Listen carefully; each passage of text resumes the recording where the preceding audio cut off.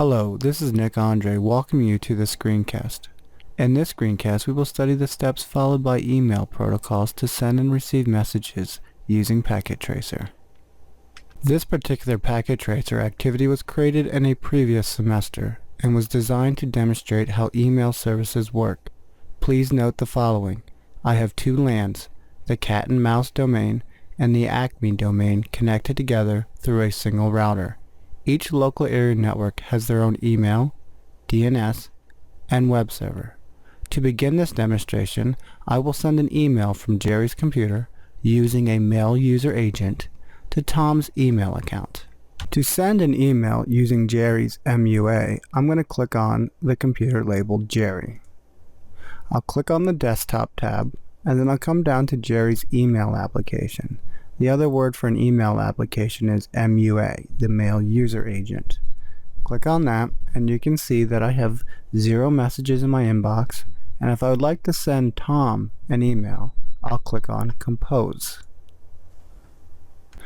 Tom's email address will be the following: tom@catandmouse.com.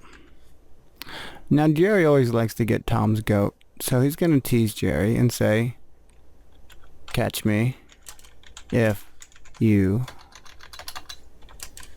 can." So let's just send an email by composing a simple old generic message. "Hey Tom, I'm bored. See if you can catch me. Your best friend, Jerry." And Jerry's going to click send. And we're going to close out of Jerry's MUA account and close out of his computer. The question is, what just happened? How did the email leave Jerry's computer, where did it end up? And if it ended up on the email service, how did it end up there? And then lastly, how does Tom get this email? Naturally, if Jerry's sending Tom an email, Tom would just open up his MUA, that is his email program, and then he would click receive, and there we go. We have an email message from Jerry saying, "I'm bored, see if you can catch me."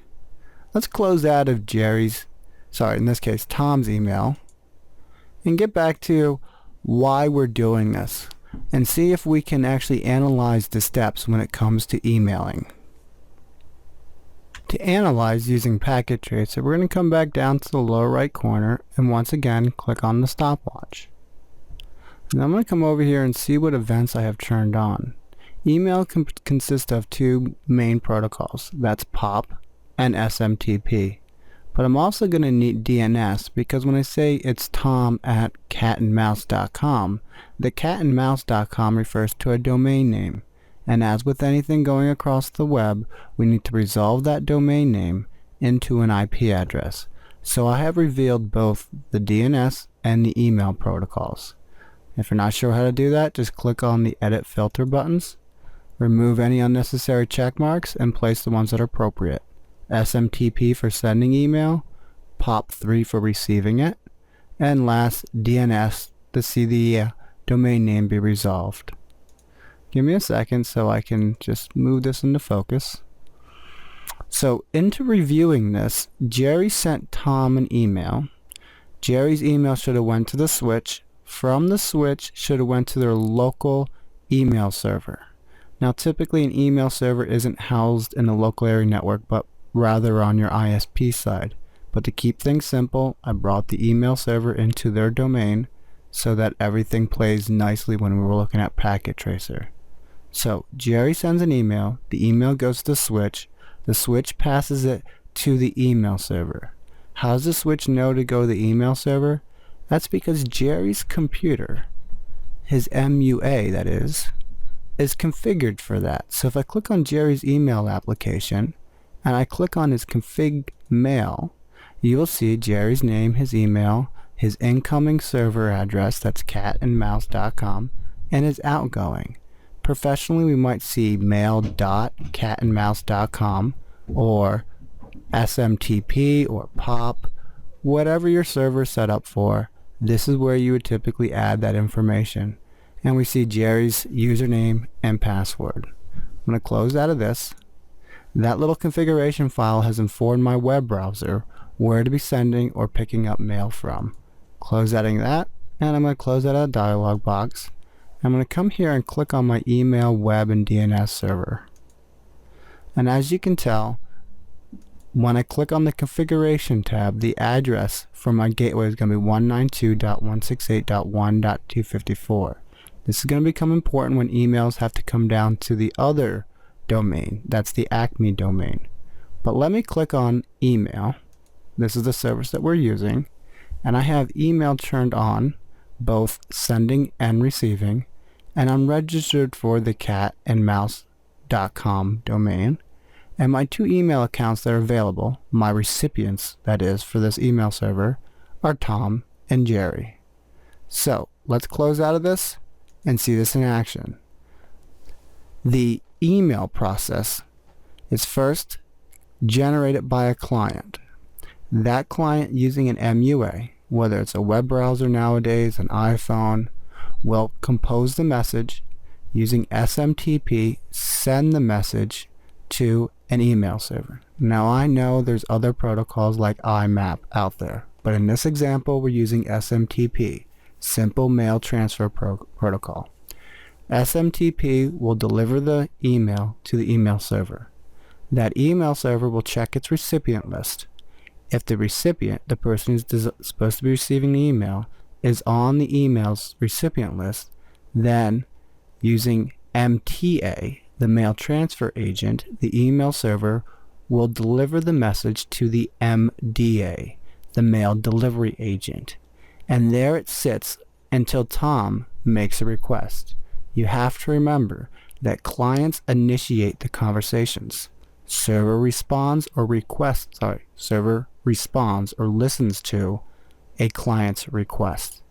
So until Tom logs in, goes to his MUA, and hits the receive button, that email will wait in Tom's inbox. Let's see this in action by going back to Jerry's computer, clicking on the email program, and composing another message. And once again, this message is going to go back to Tom, so it's tom@catandmouse.com. And we'll just say, hello, Tom, are you out there? I am waiting, Tom. Your friend, Jerry. Obviously, folks, this is just an example of us sending email back and forth. Let's click send. And let's minimize this dialog box. So I have Jerry down here as a button. And as you can see, there's a color envelope on Jerry's computer. And the very first message being sent out of Jerry's computer is a DNS message. We need to resolve the catandmouse.com into an IP address. In fact, let me click on this to see if that's what I'm going to be doing. If I'm going to be doing a DNS query. So layer 7 DNS, let me click on outbound information, come down to the bottom, and as you can see, it's a DNS query for catandmouse.com. Let me click close. This message should come down to the switch, and from the switch over to the server. That's because the server is handling 3 roles: email, web, and DNS. In other words, the server has 3 services running in the background simultaneously. Let me click forward and watch this DNS go from the switch to the email server, in this case the DNS server, back from the DNS server, and at this time I'm going to click on the color box for DNS, coming back from the server.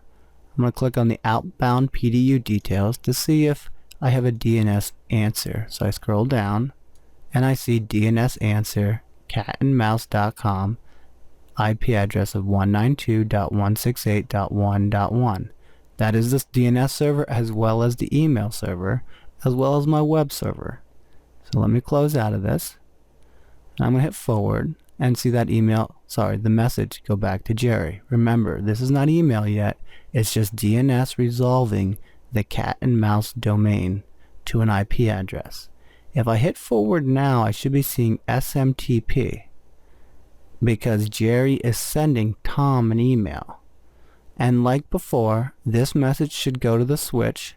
From the switch, it's going to go to the 192.168.1.1 address, which so happens to be my email server. So let me click forward and see this in action. Jerry to the switch, from the switch to the server. Now this server is going to be checking. In fact, let me click on the SMTP. As you can see, layer 7 protocol. Let me go to the outbound details. And let me scroll down to the data part of the PDU.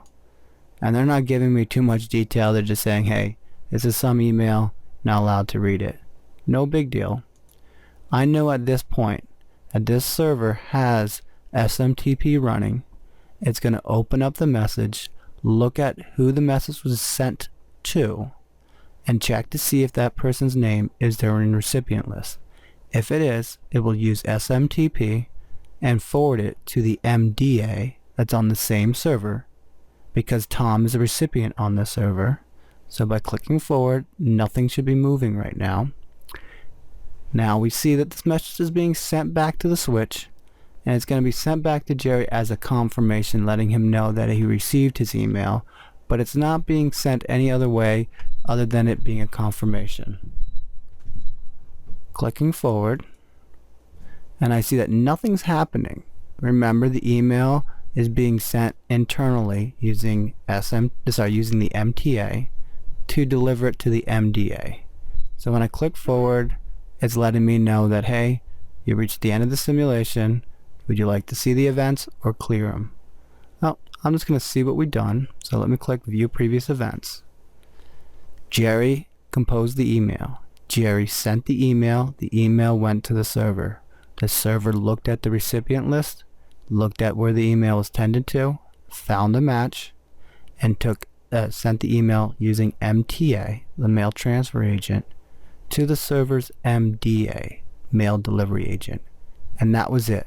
It sent a nice little confirmation back to Jerry letting him know that he sent that. Most of the time, email companies aren't sending confirmations anymore. So half the email process is complete at this moment. That is Jerry sending it. The other half is Tom receiving it. In order to receive an email and study it using Packet Tracer, I have to make sure I have POP turned on as well. And then I'm going to reset my simulation. But this time I'm going to go over to Tom's laptop, click on that, go to his desktop, and activate his MUA. Now that I have his MUA, I'm going to click the Receive button to get any new emails. Once again, I'm going to minimize this dialog box, and as you can see, I have a new PDU, and that PDU, surprise surprise, is DNS. See, Tom's computer is not sure where the email server is because I configured it for catandmouse.com, not using an IP address. So like before, we have to resolve it.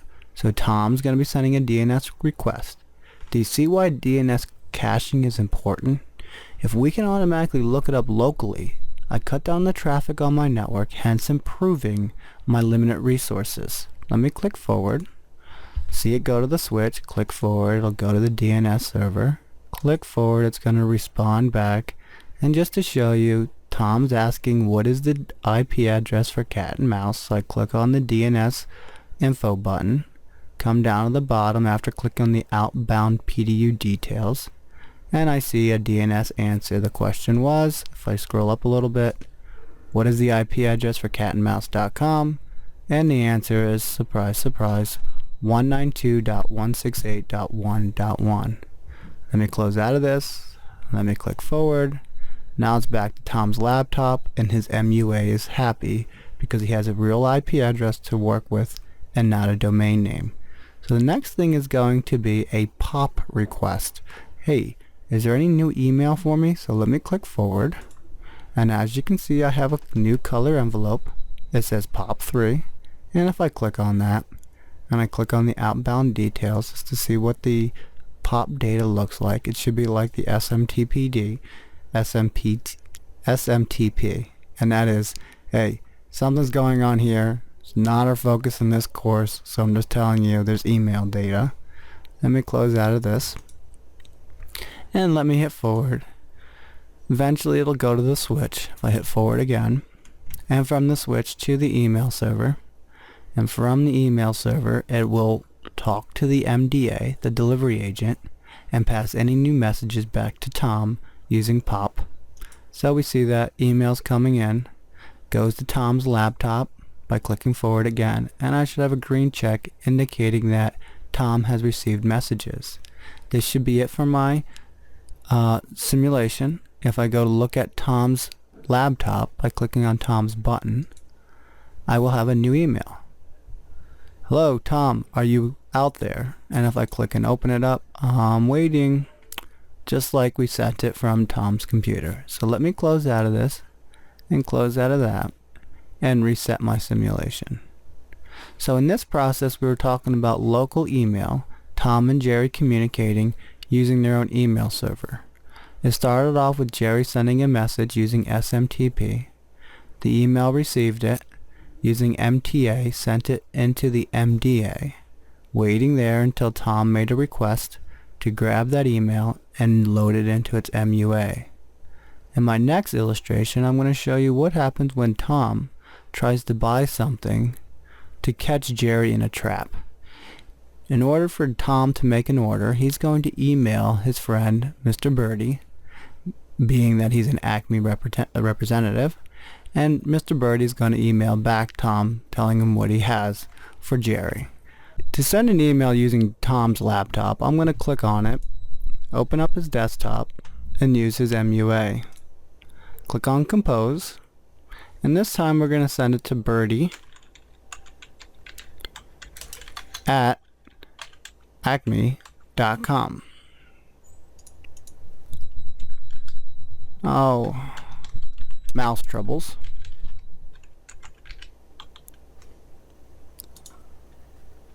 Hey Birdie,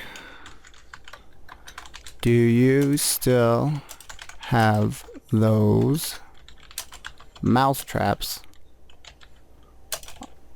on hand? I'm having a rodent problem. Any help with this would mean a lot. Thanks, Tom. Alright, we're going to click send. Obviously this course isn't about learning how to write emails, but it's just enough to get the data on the network.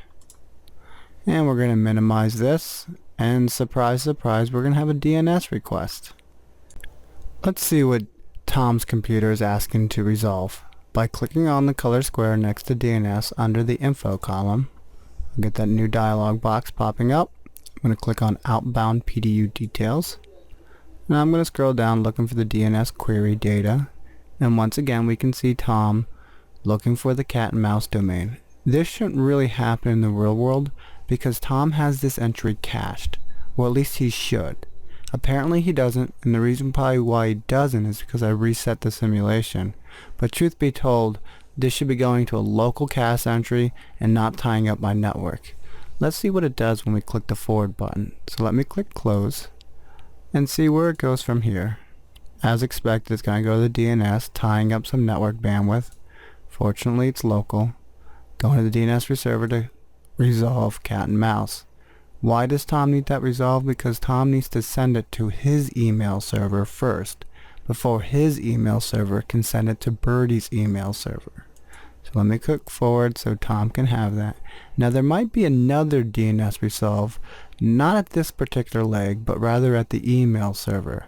What should happen when I click on next is another SMTP message should appear. This is Tom sending his email to Birdie. And the same process should continue like the last time. The switch to the server. But then at this given moment, there's going to be two things happening. One, maybe a confirmation coming back to Tom letting him know that they received his email. But more importantly, the MTA has opened up the email, looked at the destination or the recipient, and said, whoa, this person isn't on my list. So I'm going to have to do a DNS resolve. And I'm going to need to resolve acme.com. So I know what the IP address is so I can decide where to send it. So let's click on one of these envelopes and see what they are resolving. Click on outbound details, scroll down, and I see it's the Acme part. Do you notice that I have several entries here? This is because this DNS server is using itself to resolve itself. It's sort of funny, but it's just the way it works when a server is doing multiple roles. So if I click forward, like I said, I'll probably see that confirmation going back to Tom saying, yes, we got your email. And as I said, that hardly occurs in the real world. Most of the time it's just sent and we assume somebody else received it. But here I am looking at another SMTP, but this SMTP message will not be sent to Tom, but rather it should go to the switch, down to the router, to this switch, and to this email server, because the MTA realizes that the recipient for this email isn't on this network. It isn't a recipient for this email service. So it has to use an MTA to deliver it to another email server, and maybe that email server will have the recipient on its list. So let me click forward, and we're going to see it go to the switch, but this time to the router. The router is going to look at the IP address, determine what interface to send it out on, which should be this one right here. And that goes to the switch. The switch should go to the server.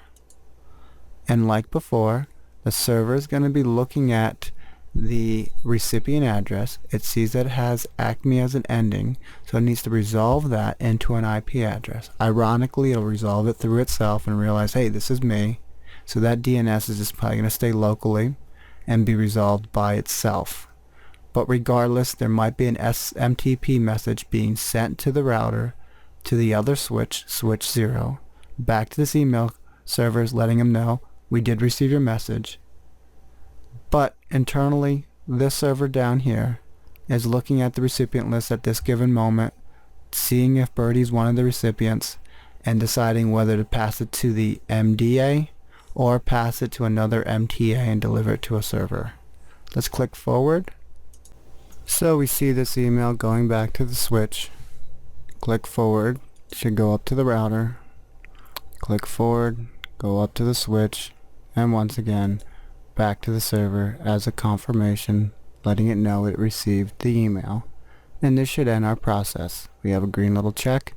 In order for Birdie to receive this message, he must use his MUA, send a POP3, a POP protocol message out to the server requesting for any emails, and then the server using the MDA along with POP will send it back to Birdie. Let's check to see if Birdie does receive this email by resetting our simulation, clicking on Birdie, going into his MUA, and clicking receive. Like before, we have a DNS entry, so we're just going to fast forward this so we can get through that. And now we see we have a POP. Birdie's asking to see if there's any messages available. Server saying, yep, you have one. Let me send it back to you. And like before, this should end the process. If I open up Birdie's MUA, I have a few emails that have been sent over and over. As you can tell, I ran the simulation a few times before. But regardless, Tom sent his email, Birdie received it. The only thing that made this different is Tom was in one network and Birdie was in the other. So for this email to be sent from this server to that server, we used MTA along with SMTP for servers to communicate with each other. In this packet tracer activity, we simply explored email along with DNS. DNS is something that is used to resolve domain names into IP addresses, no matter what the service is requesting, whether it's email, a website, or even pinging it. DNS just takes whatever domain name you give it and tries to find an IP address. Along with that, we explored the communication process using an MUA, SMTP, and POP. The key elements are the MUA, the mail user agent, composes or receives emails from or to an email server using either SMTP or POP. If the user is sending an email, it'll be using SMTP. If it's receiving it, it will use POP. When it sends it, the email server receives it, and the MTA, the mail transfer agent, kicks in, determines whether or not the recipient is stored locally. If so, pass it to the MDA, the mail delivery agent. If not, using SMTP, the MTA will forward the email to another email server to see if that email server has as a recipient. If that email server does have that recipient on its list, using the MTA will forward the email to the MDA, which is stored on the same server, and there it sits until the client makes a request for it. This is the email process using Packet Tracer. Thank you, and I'll see you in the next screencast.